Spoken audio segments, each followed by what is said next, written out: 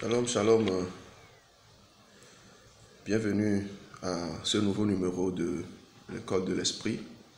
Je me réjouis de cette grâce que le Seigneur nous fait d'aborder encore un nouveau numéro. Alors nous sommes à l'école de l'esprit et nous parlons de tout ce qui concerne le Saint-Esprit. Nous sommes aujourd'hui au 3e numéro et aujourd'hui nous allons parler du don de révélation. Nous allons parler aujourd'hui de la révélation. Que le Seigneur vous bénisse, vous qui suivez, et que le Seigneur fasse en sorte que jusqu'à la fin de ce numéro, vous puissiez grandir, que votre communion avec le Saint-Esprit puisse prendre une nouvelle tournure. Alors nous parlons donc de la révélation. Et par définition, la révélation, c'est l'action de faire connaître une chose nouvelle.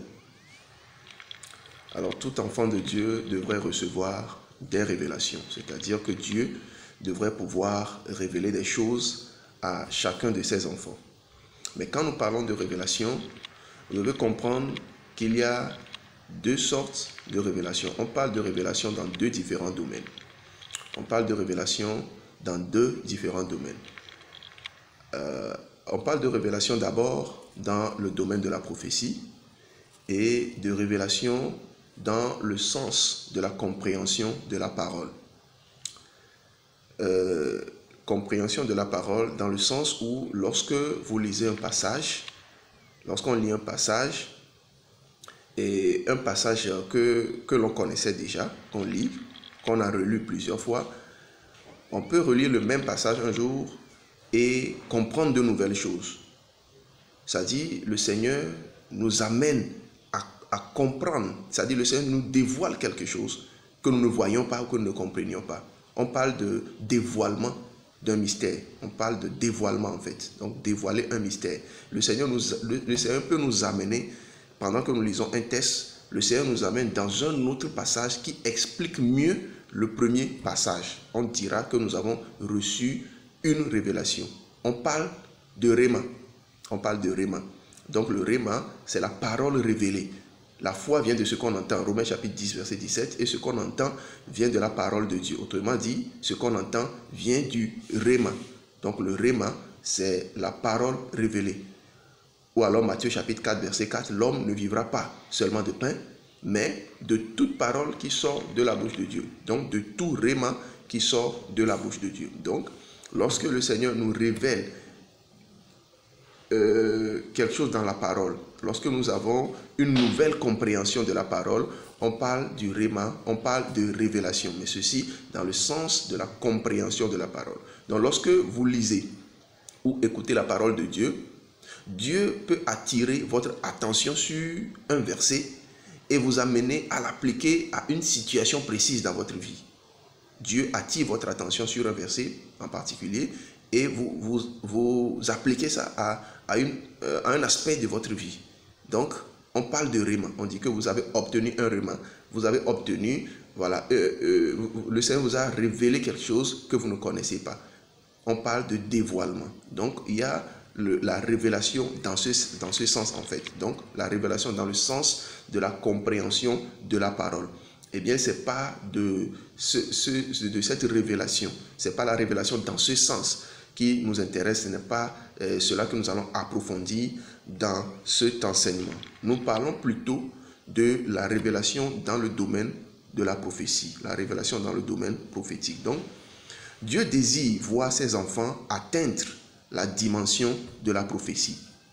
Dieu désire voir chacun de ses enfants atteindre cette dimension parce que c'est une dimension très importante. Dans 1 Corinthiens chapitre 14, le verset 1, il est dit « Recherchez la charité ». 1 Corinthiens 14, verset 1, « Recherchez la charité, aspirez au don spirituel, mais surtout à celui de prophétie. » Aspirez au don spirituel, mais surtout à celui de prophétie. Alors par définition, le mot « aspirer », c'est un désir intense. Aspirer veut dire désirer fortement et durablement. Aspirer veut dire désirer fortement et durablement. Donc, aspirer au don spirituel, et surtout à celui de la prophétie. Dieu distribue les dons dans sa souveraineté. Dieu distribue les dons spirituels dans sa souveraineté. Donc, les dons que les uns ont sont différents des dons que les autres ont. Donc, nous n'avons pas tous les mêmes dons. Donc, Dieu distribue dans sa souveraineté. Et pourtant, selon ce passage que nous venons de lire, vous pouvez rechercher un don que vous n'avez pas. Vous pouvez aspirer à l'un des dons que vous n'aviez pas. C'est-à-dire, vous n'aviez pas la prophétie, vous n'aviez pas le don de prophétie, vous pouvez rechercher ce don-là. Alors, on peut rechercher les dons. Dieu nous permet de demander à avoir les dons que nous n'avons pas. Mais la Bible dit surtout à celui de la prophétie. Et j'expliquerai plus tard, lorsque nous serons sur la prophétie proprement dite, j'expliquerai concrètement pourquoi est-ce que la Bible insiste sur le don de la prophétie de façon particulière. Donc, aspirer au don spirituel, surtout à celui de la prophétie.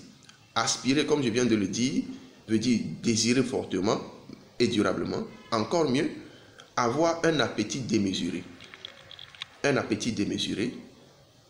Un désir assoiffé. Un désir assoiffé.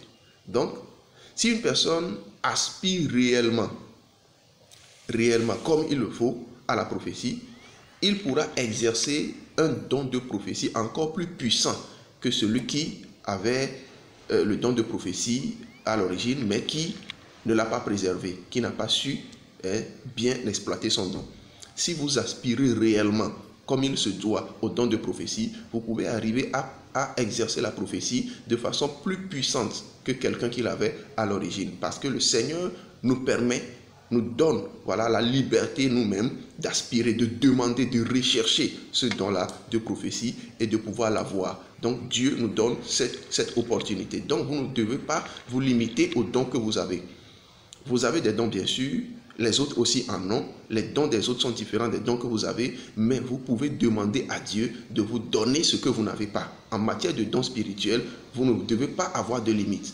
Vous ne devez pas vous limiter. Vous ne devez pas vous dire non, je ne suis pas prophète. Non, à l'origine, Dieu ne m'a pas donné le don de prophétie. Le Seigneur vous amène, le Seigneur vous autorise à chercher à l'avoir.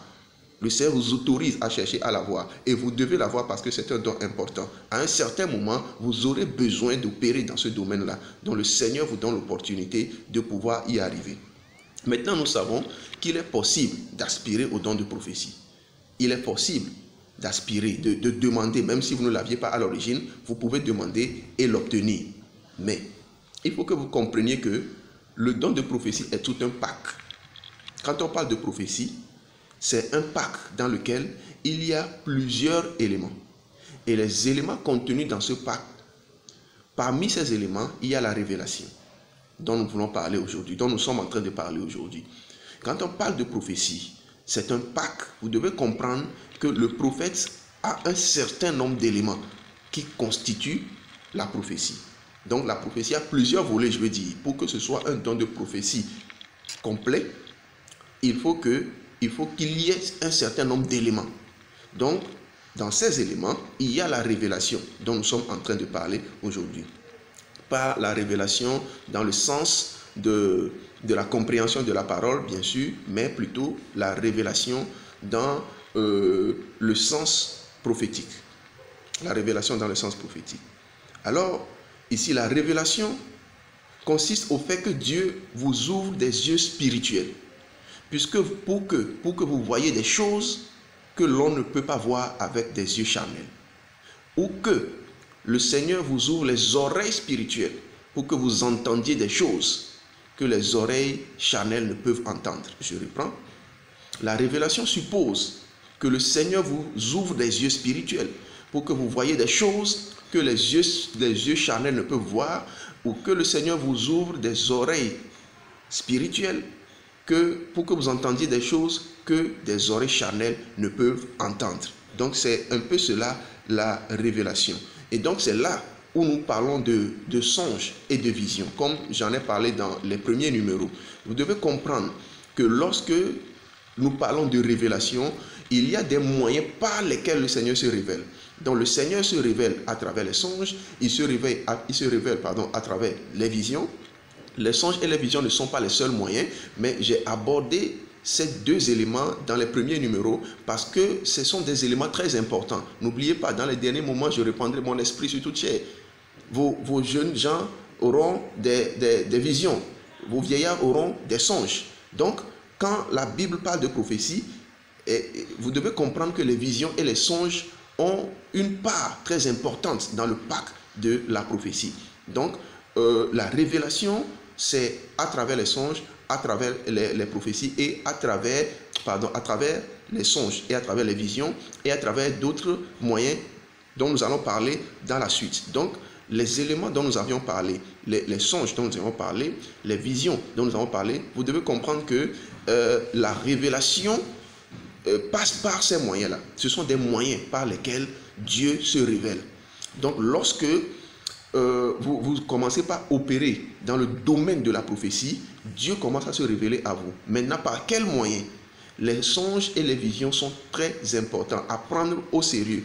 Donc, vous devez comprendre que quand on parle des yeux spirituels, on parle des oreilles spirituelles, il y a à prendre en compte le fait que la vision que vous voyez avec des yeux spirituels doit être justement décodée. Voilà pourquoi nous avons appris à faire toutes ces choses dans les premiers numéros. Alors donc, celui qui a le don de révélation a des songes et des visions plus précis que celui qui n'en a pas. Vous devez avoir de la précision dans les songes et dans les visions, plus que celui qui n'a pas ce don-là. C'est-à-dire que vous êtes dans une situation, il y a des gens qui prient, mais différemment de ces personnes qui prient mais qui n'ont pas ce don-là, celui qui a le don, dès qu'il commence à prier, il commence par voir certaines choses que les autres ne voient pas. Comme je l'ai dit, vous avez des yeux qui vous permettent de voir ce que des yeux charnels ne peuvent voir. Donc si vous remarquez une précision dans vos songes, dans vos visions, vous devez comprendre qu'à un certain moment, vous avez commencé à opérer dans le domaine de la prophétie. Si vous aspirez au don de prophétie, vous devez donc être attentif à vos songes et aux visions que le Seigneur vous donne. Alors si vous remarquez que vos songes et vos visions deviennent fréquents, alors c'est que vous êtes en train d'atteindre une dimension de la prophétie. Vous êtes en train d'atteindre une dimension prophétique. Donc, vous devez faire très attention. À un certain moment, ne croyez pas que Dieu vous donne des songes juste par hasard, mais lorsque ça devient fréquent, c'est-à-dire vous remarquez que à une certaine période, vous pouviez faire une semaine sans songe, vous ne rêvez pas, et quand vous voulez voir quelque chose dans le rêve, c'est rien de concret, c'est juste des bizarreries. Vous pouvez faire une semaine, deux, sans avoir de messages en songe, mais à un certain moment, les songes deviennent réguliers. Quand ça devient régulier, ça veut dire que Dieu commence par vous parler, Dieu commence par se révéler à vous. Donc vous devez prendre cette dimension au sérieux, mais si vous ne travaillez pas cette dimension, eh bien, vous n'aurez pas préservé ce que le Seigneur est en train de vous donner. Donc il y a des moments où vous sentez que le Seigneur commence par vous amener dans une nouvelle dimension. Vous commencez par voir, vous commencez par entendre. Donc quand ça devient fréquent, alors comprenez que vous êtes en train d'atteindre une dimension prophétique élevée. Alors, je voudrais vous donner quelques conseils si vous aspirez au don de prophétie. Quelques conseils pour vous qui aspirez au don de prophétie. Quand je dis aspirer au don de prophétie, je parle également aux personnes qui ont ce don, mais qui à un moment donné l'ont négligé. C'est-à-dire, vous avez négligé le don. Vous avez le don à l'origine, mais vous n'avez pas travaillé ce don. À un certain moment, le don peut s'éteindre. Vous ne sentez plus rien, vous ne recevez plus de messages, vous n'avez plus de songes, vous n'avez plus de visions. Ça veut dire que ce que Dieu vous a donné, vous l'avez banalisé. Ce que Dieu vous a donné, vous ne l'avez pas exploité, vous l'avez négligé. Et c'est un péché devant le Seigneur. Donc vous devez commencer par vous repentir. Vous devez commencer par demander pardon à Dieu de n'avoir pas bien exploité ce qu'il vous a donné. Et cette repentance vous amène à réveiller le don qui était en vous. Et donc c'est comme si vous aspiriez de nouveau à ce que vous aviez, mais que vous avez perdu ou que vous avez éteint. Maintenant, celui qui ne l'avait carrément pas, il fait la même chose, il aspire. Donc, les deux personnes font pratiquement le même travail. Celui qui l'avait et qui l'a perdu, il le retrouve facilement, plus facilement que celui qui ne l'avait jamais eu. Donc, les deux commencent par aspirer au don de prophétie. Alors, quelques conseils.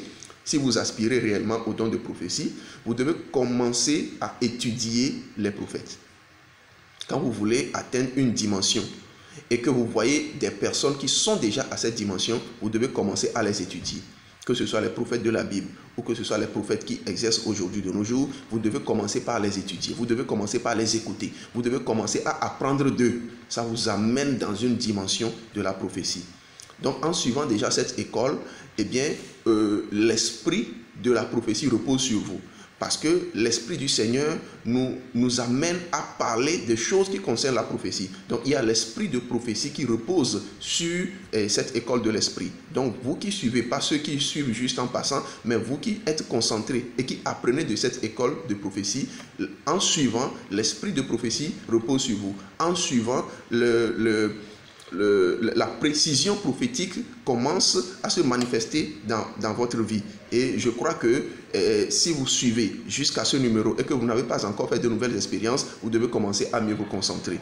Vous devez commencer à mieux vous concentrer. Et je disais dans le numéro passé que j'ai eu déjà des témoignages de personnes qui ont commencé à avoir des songes précis, à avoir des révélations précises. Et le Seigneur se manifeste. Une fois que vous êtes dans l'esprit du prophétique, eh bien, le prophétique commence, les précisions prophétiques commencent. Donc, quand vous suivez des choses comme ça, eh bien, l'esprit de la prophétie repose sur vous.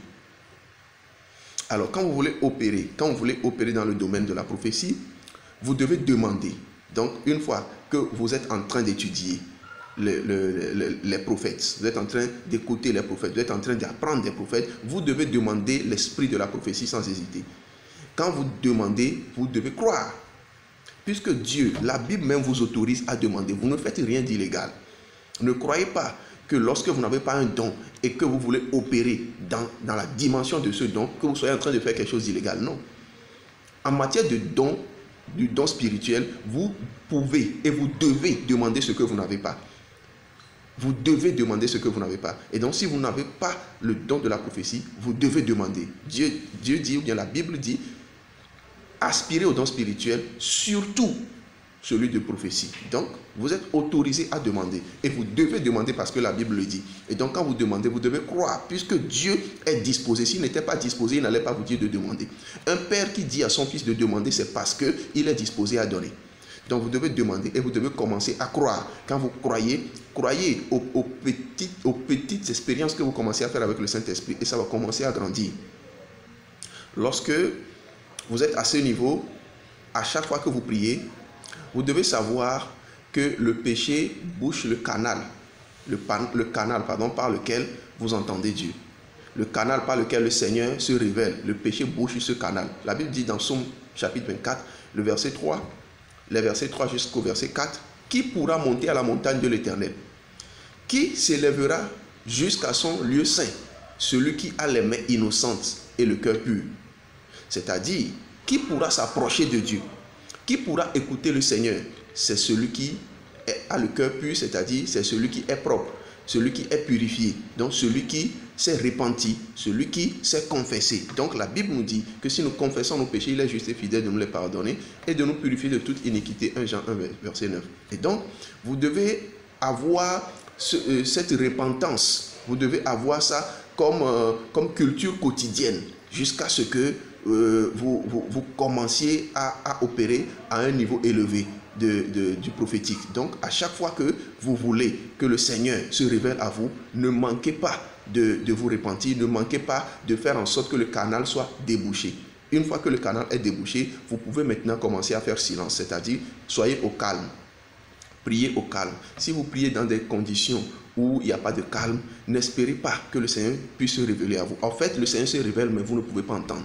Sachez quelque chose aujourd'hui, c'est que le Seigneur se révèle toujours. Le Seigneur se révèle toujours. Mais c'est vous qui devez être dans les conditions nécessaires pour pouvoir l'entendre. Donc si vous êtes au calme, vous priez, vous pouvez commencer à entendre, vous pouvez commencer à voir des choses. Mais si vous priez dans des conditions où le portable sonne, les enfants crient, voilà, on frappe à la porte, dans ces conditions, en fait, vous ne priez pas, vous parlez seulement parce que vous n'êtes pas concentré en fait. Donc, si vous voulez commencer à faire des expériences avec le Saint-Esprit, soyez au calme. Lorsque vous priez, priez dans des conditions calmes et concentrez-vous pour que le Seigneur, pour que vous puissiez voir les choses que le Seigneur révèle. Pas pour que le Seigneur se révèle, mais pour que vous voyez ce que le Seigneur révèle, parce qu'il se révèle toujours. C'est vous qui ne voyez pas. Et donc, que le Seigneur nous aide pour que nous puissions être dans des conditions où nous l'entendons, ou bien que nous voyons quand il se révèle à nous. Donc, faites silence, soyez au calme, et le Seigneur va se révéler à vous. Mais si vous priez et que le Seigneur ne se révèle pas, faites silence. Qu'il y ait un moment de silence pour que le Seigneur vous parle. Parfois, vous priez, vous demandez, mais vous ne faites pas silence. Mais si le Seigneur ne se révèle pas en ce moment, lorsque vous dormez, vous devriez pouvoir avoir des messages en songe. Donc, faites ce processus. Faites ce processus. Et la plupart du temps, ne vous empêchez pas de l'entendre. C'est-à-dire, ne perturbez pas votre esprit. Lorsque vous finissez de prier, ne faites pas des choses qui vont vous empêcher d'entendre. C'est-à-dire que vous finissez de prier, vous vous mettez par exemple à suivre un film qui n'a rien à voir avec le Saint-Esprit, alors que vous voulez que Dieu vous parle. Quand vous dormez, vous allez plutôt rêver ce film au lieu d'entendre le message de Dieu. Lorsque vous finissez votre journée, vous priez, vous devriez pouvoir être au calme. Et s'il faut vous reposer, vous vous reposez, vous allez recevoir le message. Mais si vous finissez de prier et que vous vous mettez à écouter de la musique mondaine, et que ce soit dans la musique mondaine que vous endormiez, n'espérez pas que le Seigneur va vous parler. N'espérez pas que le Seigneur puisse vous parler dans des conditions comme ça. Mettez-vous dans les conditions qu'il faut pour que vous puissiez entendre le Seigneur. Et si vous aspirez réellement, si vous mettez toutes les conditions de votre côté, eh bien le Seigneur ne manquera pas de vous parler. Alors pour finir ce numéro, je voudrais vous dire que la révélation, vous pouvez l'orienter. C'est utile. C'est utile que le Seigneur se révèle à vous. Mais la plupart du temps, le Seigneur vous révèle les choses dans sa souveraineté. Mais vous pouvez orienter les révélations que vous voulez recevoir. Tout dépend des sujets pour lesquels vous priez et les sujets sur lesquels vous vous concentrez pour écouter le Seigneur. Les sujets qui vous préoccupent. Tout dépend des priorités dans vos moments de prière. Tout dépend du niveau d'intercession que vous avez. En fait, je vais développer cet aspect la prochaine fois, mais j'aimerais que vous compreniez déjà que vous pouvez orienter le domaine dans lequel Dieu va vous révéler des choses. Le Seigneur se révèle dans sa souveraineté, mais vous pouvez amener l'esprit de révélation à se révéler dans un domaine précis. Vous pouvez orienter la révélation. Donc, c'est des dimensions, c'est de différentes dimensions. Lorsque vous commencez à faire les expériences, il faut que vous alliez de dimension en dimension. Eh bien, c'est ici que j'aimerais arrêter ce numéro parce que je ne voudrais pas vous embrouiller, je ne voudrais pas que ce soit surchargé. Je vais pas à pas. Et je prie au nom de Jésus-Christ que le Dieu de la révélation se révèle à vous.